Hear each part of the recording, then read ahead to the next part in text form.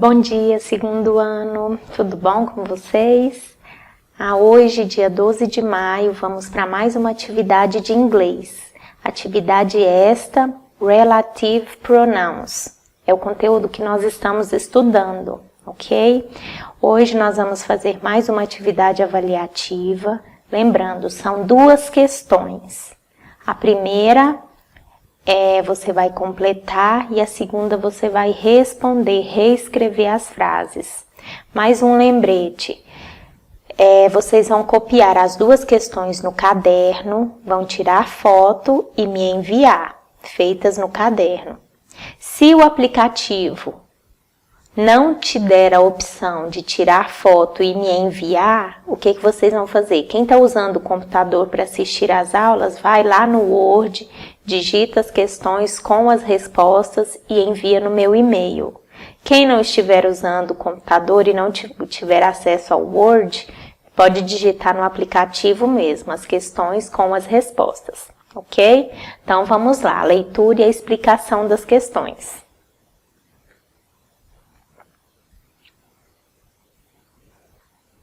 Então, o título, Relative Pronouns. Hoje nós vamos trabalhar somente com 3 pronomes relativos. O who, o which e o where. Nós vamos usar somente esses 3. Vamos lá. Vamos relembrar para que serve cada um deles. Nas últimas atividades que vocês me enviaram, eu notei que vocês estão com uma dificuldade. Por exemplo, a palavrinha who, ele é um pronome relativo e é também um pronome interrogativo. A maioria dos alunos me enviaram a atividade utilizando o who como um pronome interrogativo. Ou seja, who como pronome interrogativo significa quem. Por exemplo, who is he? Quem é ele? Então, nesta frase, o pronome who é um pronome interrogativo. Nós não estamos utilizando estes pronomes como interrogativos. Nós estamos utilizando estes pronomes como pronomes relativos. O que são pronomes relativos, teacher? Pronomes relativos, eles aparecem no meio da frase e são usados para evitar a repetição de palavras nesta frase. Por exemplo, vou dar um exemplo com o pronome who. Vamos usar o exemplo que está aqui. That's the man. Aquele é o homem. Who lives in the house. Então, aquele é o homem que mora na casa. Por que eu usei esse pronome como pronome relativo? Veja bem, se ele não estivesse aqui, eu ia repetir a palavra homem mais uma vez na frase, ou seja, a frase ia ficar com palavras repetidas e a norma culta da língua inglesa ou mesmo da língua portuguesa não aceita isso, não cai bem, ficaria assim se não estivesse o pronome who aqui no meio. That's the man, aquele é o homem. The man, no lugar do who. The man lives in the house. Então, aquele é o homem mora na casa. Então, o pronome who aparece aí para substituir a palavrinha o homem, para não repetir novamente. Então, nós estamos utilizando o pronome relativo com essa função, aparecendo no meio das frases para evitar a repetição de outras palavrinhas nesta frase, ok? Então, vamos lá, vamos saber como é que a gente relembrar o uso de who, which e where. Vamos lá. Who. O who, ele se refere a pessoas. Como assim pessoas, professora? Toda vez que a palavrinha repetida for uma pessoa, você vai usar o who, que foi o exemplo que eu dei aqui agora. Para não repetir a palavra man, homem, que é uma pessoa, eu uso o who. Which. O which é um pronome relativo utilizado para se referir a coisas. Como assim? Vamos ao exemplo. That's the car. Então, aquele é o carro que eu comprei ano passado.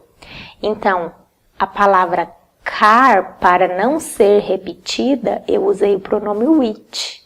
Ou seja, o which eu vou usar na frase para evitar a repetição de coisas, de objetos, do que não for pessoa, certo?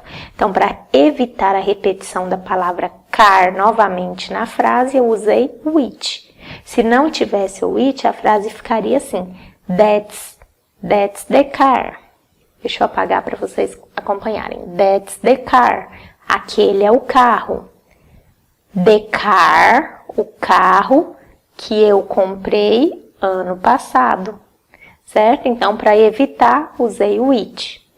Where, quando é que eu uso where?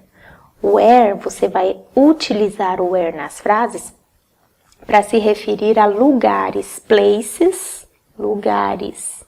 Então, exemplo, London is the city where I learn English. Então, Londres é a cidade onde eu aprendi inglês. Então, eu utilizei a palavra where para evitar novamente a repetição da palavra Londres na segunda frase, ok? Vamos às atividades, eu vou explicar as duas para vocês conseguirem fazer.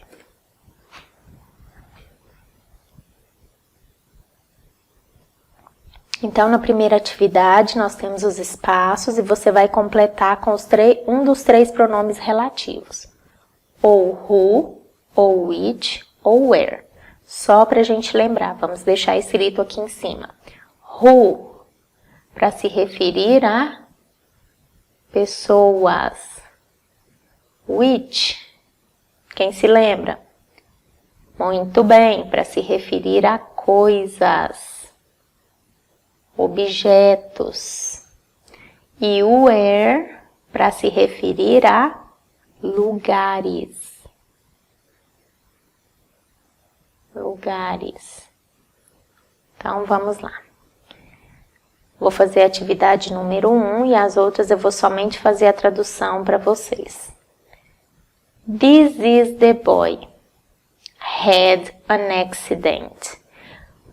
O que eu vou saber, como que eu vou saber qual do pronome relativo eu vou utilizar aqui nesse espaço? Você vai observar a palavrinha que está antes do espaço. Aqui nesse caso eu vou observar qual palavrinha? Boy. Então a palavrinha que está antes do espaço, boy, garoto. Garoto é uma pessoa, não é? Se garoto é uma pessoa, qual dos três pronomes relativos eu vou usar? Who, which ou where? Muito bem, who. Então, ficou.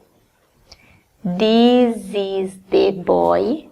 Este é o garoto que, o who, que teve um acidente.